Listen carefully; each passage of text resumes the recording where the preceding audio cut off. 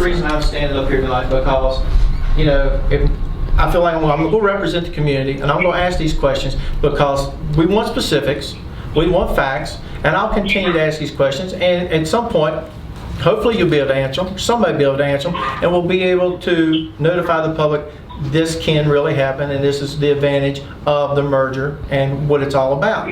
That's what we're wanting. And I will, you know, if I get the chance, as long as I'm living and kicking a part of the system, I'll be up here as much as I can, and I'm going to drill you the same, you know, here's your homework tonight. You know, take it back to your committee. Get, you know, say, fellas, we need answers. We need to provide the public some of these answers, and work on it. That's all I'm asking. Work on it. We have been working from the start, and Steve, I'll say this, as adamantly as you've been opposed to all of this from the beginning, my inbox is empty with anything from you. It just has been. And so to Ms. Hale's point earlier, I mean, I understand the difference between a hearing and a meeting, and yes, we did, because we knew it was a potentially contentious issue, especially early on. What we were encouraging the public to do is attend, be active, you know, talk, interact with us, but we wanted to keep the meetings as tight and you know, streamlined as we could, because there's a lot of information to cover. And I think anybody on the Joint School Services Committee can attest, even talking about this and getting to the point that we got to is not easy.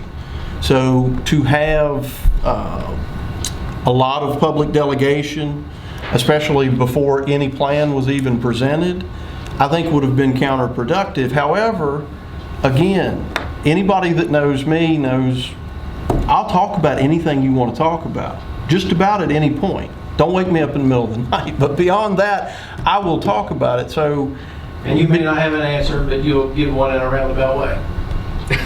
I'll give you the best answer I got, but form your questions with things that can be answered. Well, I because mean, some of your questions, with all due respect, your poll, whether it was with strongly disagree, somewhat agree, or strong. Hey, I need yes/no questions, because I know a lot of questions. If I don't provide you just a yes or no, I'm gonna get 5 minutes of a run around the block. I'm just like, well, this got nowhere. That's why I would just want specifics. I'm not here, you know, I just want specifics so the community can know what direction we're going, at least know what is being worked on. Form, if you want yes or no questions, or what yes or no answers, form your questions that can be answered that way. The problem that you have is a lot of the questions you have cannot have yes or no's. I would also submit to you, when you form your questions, it's just the middle school question. You're forming them driving at something. So you're not answering. You're not asking. The drive is you're going to have college students on the same. So state the concern. Well, I'm getting to that point. Right. So I mean, hopefully, being the committee member, I mean, you presume that the things you presented to the Virginia Department of Education, you know, like when we talked about, you know, are the buildings, do they know that they're adjoining? You stated that you assumed that they knew just because of the paperwork you provided in. So I'm assuming, just like you assumed them, that you know that there's a possibility of college kids being on the same campus as elementary kids. You know, think of that. No different. No different. All right. Just to follow up, Steve, a little bit. I know as a board, we've had discussions, and some of us had personal discussions in regards to it, Jonathan and I included, about how important the athletic component is to the overall experience a student has at school and how it can impact their education and their potential path in life. So we know how important that is, and that is something that we've always maintained. So we have discussed that's something we don't want to, quote unquote, let slip through the cracks. There are kids that the only reason they come to school and get a good education is because they know after school they're going to be able to go to practice, they're going to be able to play in that game on whatever night of the week it is, and they're going to have that camaraderie outside of the classroom that they'll have on the court or the field, and that connection they'll have with a coach, an additional mentor, to help lead and develop them. We know how important that is. So that's something that, rest assured, we're aware of. Again, too, what Jonathan said, to reiterate that, I appreciate you coming and asking the questions. There's a lot of questions that people ask in general conversation, but don't come here and ask us. And Jonathan, I appreciate you, entertaining Mr. Dressler with the answers that you have available. I would suggest, Mr. Dressler, that there are 3 other entities involved in this And that I pursue this those endeavor, entities also. that you may sample your wares at those meetings and see the responses you get there. I'd love to watch that on the Journal. I'll plan on it. All right, thank you for your time. Thank you, Mr. Dressler. I want to say something. Like I said, I was not for the consolidation, but I am going to try my best to work with what's happening now. I do want to say that I myself had concerns about the poll. 1% black is insulting to me. I'm sorry. And I think that from here on out, and I'm still not able to be at all the meetings for the joint board in the middle of the day because of my job. But I do want to say that I do have interest, and I do want to keep up with what's going on. I think because there were so many unanswered questions, this is why we still have so many unanswered questions with no answers. This is why we still have so many unanswered questions that come. But if I was not on the committee, on either committee, and I was just a citizen, I probably would have been at the meetings myself, because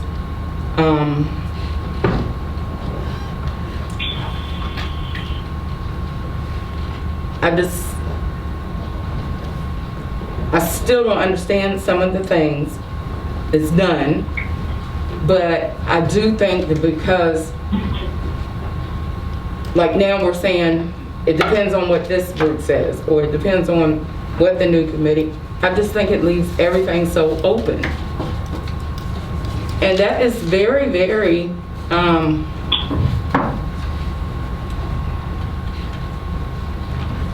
not gonna say confusing, but like with your job depends on it, your livelihood depends on it. I mean, that could lead you to want to know the answers. So I appreciate you coming. I don't think it's like an issue that I'm not saying that you should bring 100 questions, but I think that until some of the questions get answered, there are still so many people in the community that just want to know, okay, will people lose their jobs? That is not a dumb question. That is not a weak question. That is a question that from day one, when, the teachers were approached, for the teachers that came to the meeting, I would say the ones that came, 95% were against consolidation. So I feel like people feel like they weren't heard. So that's why there are still so many questions. Once again, if I work at DMV, if I was at work and someone else came in and said, we're gonna do this, and we're doing that, and this is how it's gonna be done. And I had questions, how's this gonna be done? It's just gonna be done. Well, will I lose I don't know. Everything's gonna be fine. I mean, it just has so many questions that to say yes or no would be a lie, because you don't know. And I So guess, I am gonna ask that,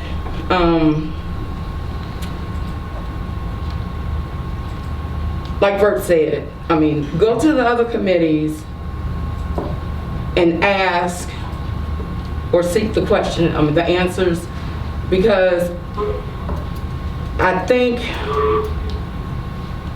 now we're at a point where things are really going to be getting started. I mean, we're moving forward. I think Mr. Arritt answered very well tonight. But someone had brought up, and it might have been you at the last meeting, just being honest and open about the questions that are asked. I think everyone deserves an honest answer. So I just wanted to say I agree with Bert.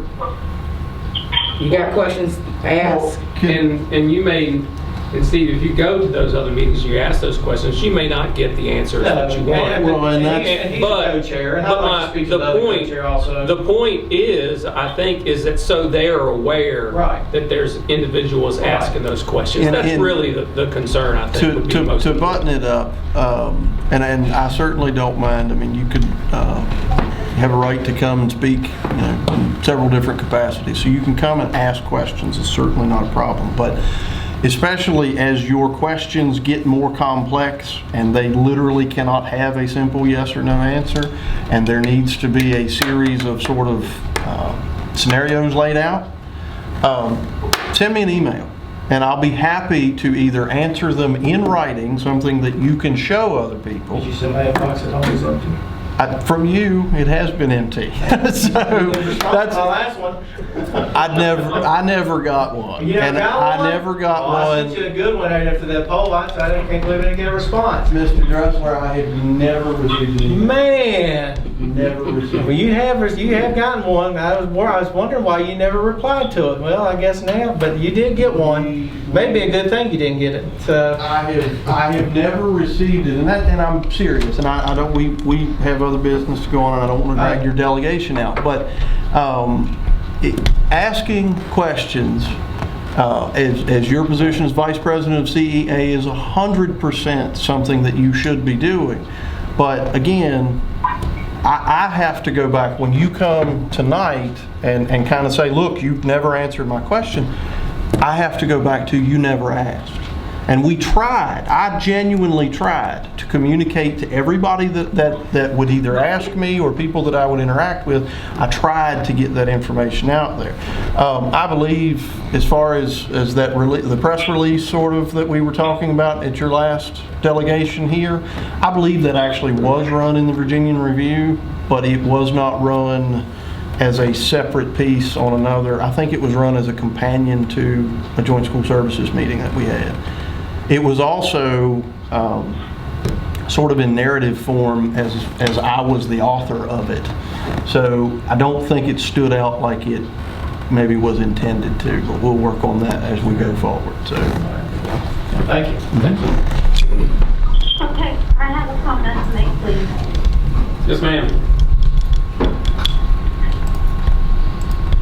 I have not been in school because I teach all day. And the reason that I asked to be appointed to the school board is because I am a teacher. And I fully understand that caveat that needs a voice on the school board. And therefore, that's why I took this position. We have had children fall through the cracks in Allegheny County, as well as in Covington, and we will continue to have children fall through the cracks, and that's unfortunate. But until there's magic fairy dust that you can sprinkle over children and make them want to care and do and buckle down and get what they need, honey, it's going to keep happening. But for you to continually publicly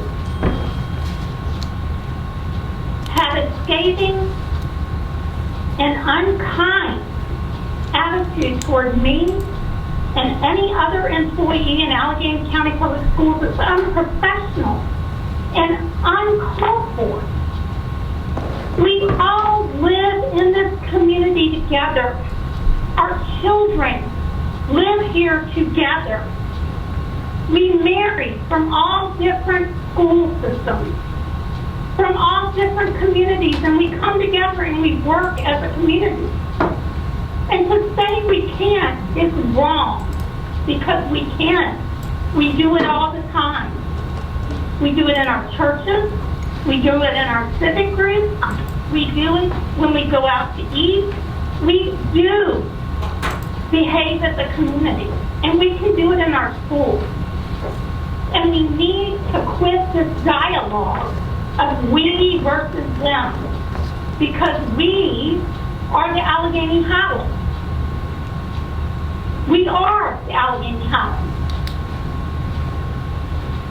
And I do not understand why it is necessary to tear other people down and other school systems down. It is not necessary, and it needs to stop. I'm just simply asking questions to get answers. I don't think I've been unprofessional. That's not what you're doing. I don't think I've been unprofessional in any of my meetings, and I'm just trying to state what is out there and try to get. Now, if we want to talk about professionalism, Ms. Jones, are you familiar with the Virginia School Board Code of Conduct for school board members? Are you familiar with that? I'm fully aware of it. And it says, and it also says in that, I will refrain from using the board position for personal or partisan gain and avoid any conflict of interest or the appearance of impropriety. I think you voted yourself a $6,000 raise and better benefit package, and I think you broke that code. So when we talk about unprofessionalism, let's not go We can there. have a sidebar and offline discussion in regards to that, I believe. Probably be the best thing. Those issues have been That addressed. is not true.